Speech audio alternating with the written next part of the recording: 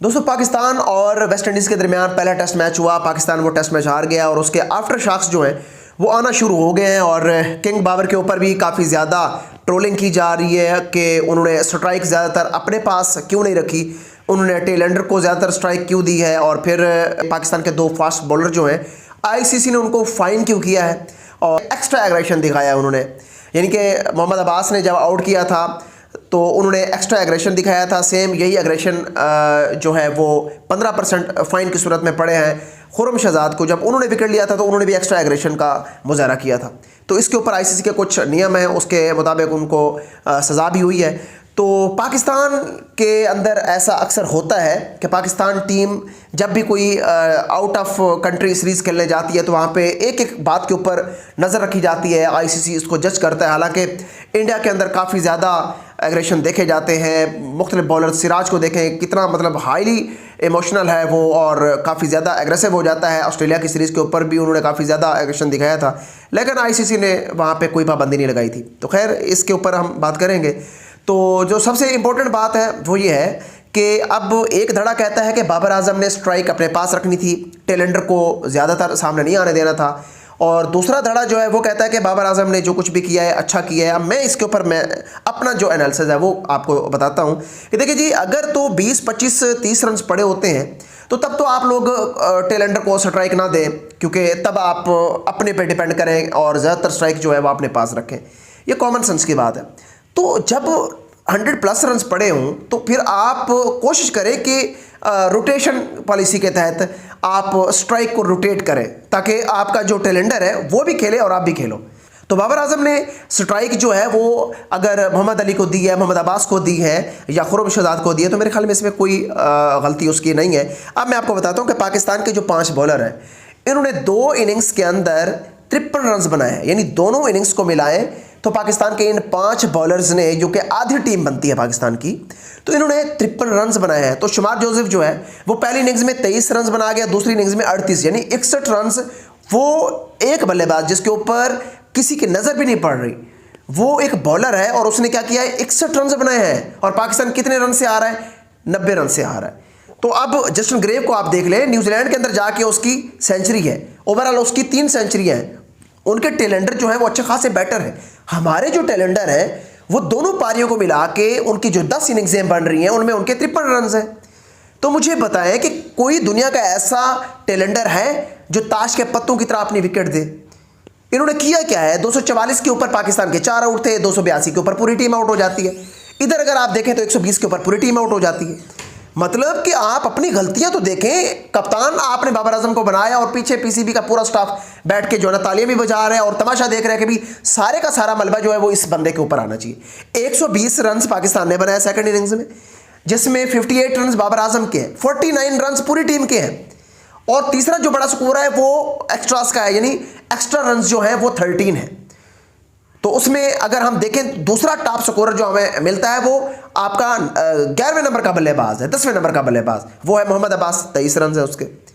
तो मतलब शर्म से डूब मरने का मकाम है। आपकी बैटिंग का कोलैप्स इतना बुरा हुआ है, आपके मैनेजमेंट के अंदर तरह तरह की तब्दीलियां हैं। किसी को कोई पता नहीं है कि उसका डेजिग्नेशन कभी भी जा सकता है। हमारे ओपनर को नहीं पता, हमें हमारे मिडिल ऑर्डर को नहीं पता, हमारे वन डाउन बैटर को नहीं पता, हमारे बॉलर को नहीं पता कि वो कितना देर तक टीम का हिस्सा बनेंगे। तो मतलब जब आपका पूरा सिस्टम बिखरा हुआ होगा तो आप फिर कैसे कह सकते हैं कि यार हम टेस्ट सीरीज जीतेंगे? अब वेस्ट इंडीज सॉइल के ऊपर पाकिस्तान जो है वो हमेशा से फंसता रहा है और ये तो पाकिस्तान की खुशकिस्मती है कि पिछले 25 सालों में पाकिस्तान वहां पे कोई सीरीज नहीं हारा, जो कि अब लग रहा है कि पाकिस्तान सीरीज हार सकता है।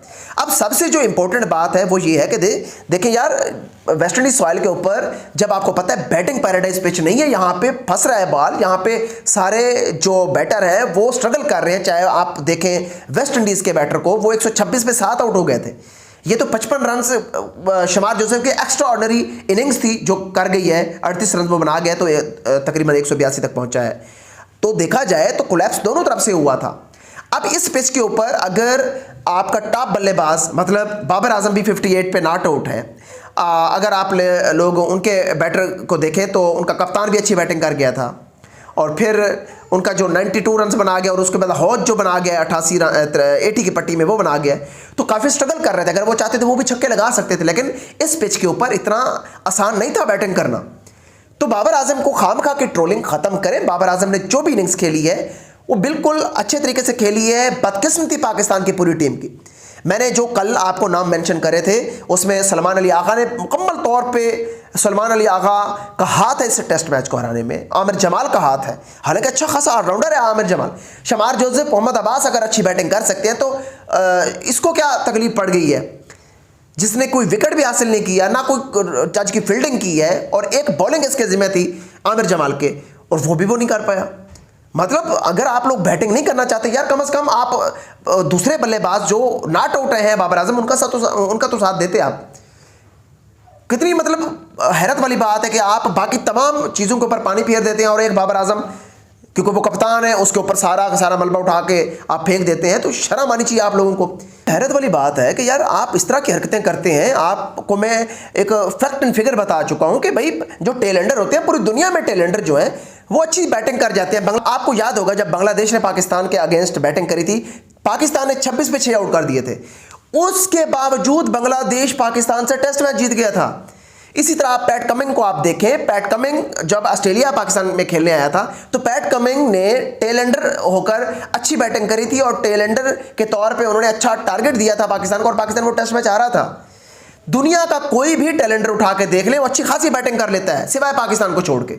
पाकिस्तान के टेलेंडर है रेत की दीवार साबित होते हैं। 5 टेलेंडर पाकिस्तान के अंदर खेल रहे थे जिनकी दोनों इनिंग्स के अंदर 53 रन है, और शमार जोसेफ उनका एक बल्लेबाज उनका 61 रन बना गया है।